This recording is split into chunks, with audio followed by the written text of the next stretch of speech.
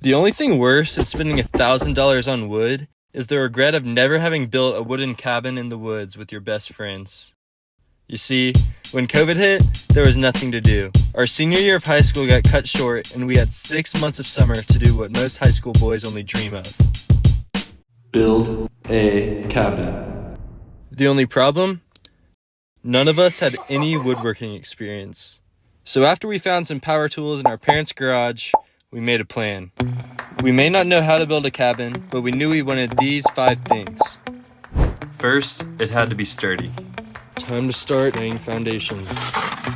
Oh my god. We wanted it to feel like an actual house, so we dug 6 holes and filled each with concrete and wooden posts and just hoped it lined up right. It's perfectly even. Next, it had to be big.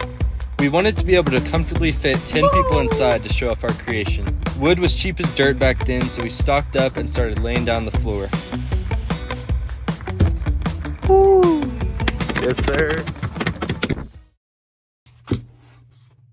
Once we laid down the floor, the walls came up fast. We started working sunrise to sunset because putting the walls up made it start to feel like an actual cabin. We were feeling really motivated, but we still had a missing piece. The door. I first got the idea for the door when I saw this on the side of my house. So I tried to recreate that same design using some scratch wood from when we demolished our back porch. And honestly, I was pretty proud of how it turned out.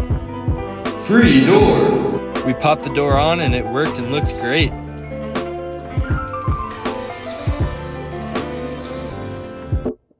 We got that installed, but before we move on to our next goal, we still had one problem.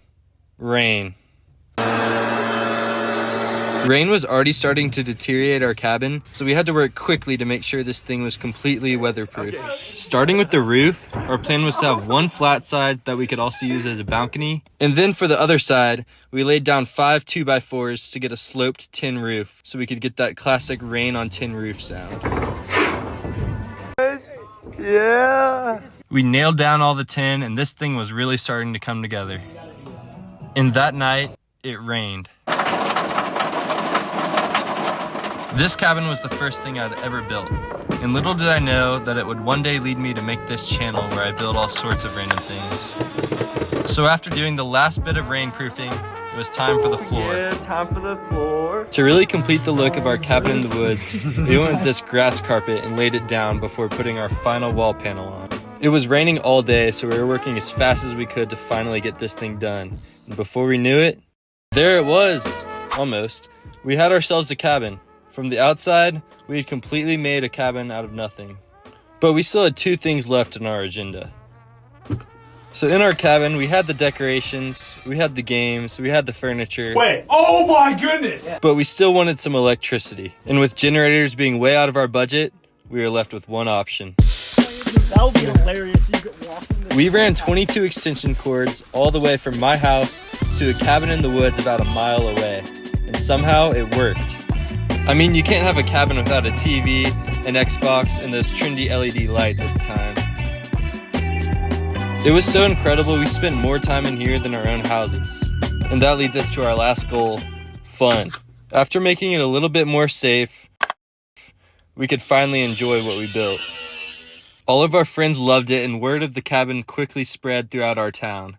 And every person who came even signed their name on one of our walls. But just when everything was at its greatest, my biggest fear throughout this entire process happened.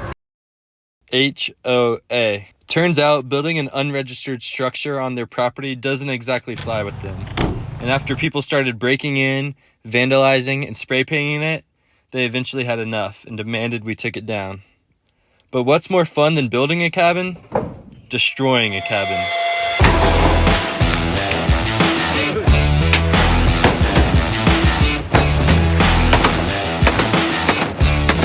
We were pretty sad, but at the end of the day, we had already accomplished our dream.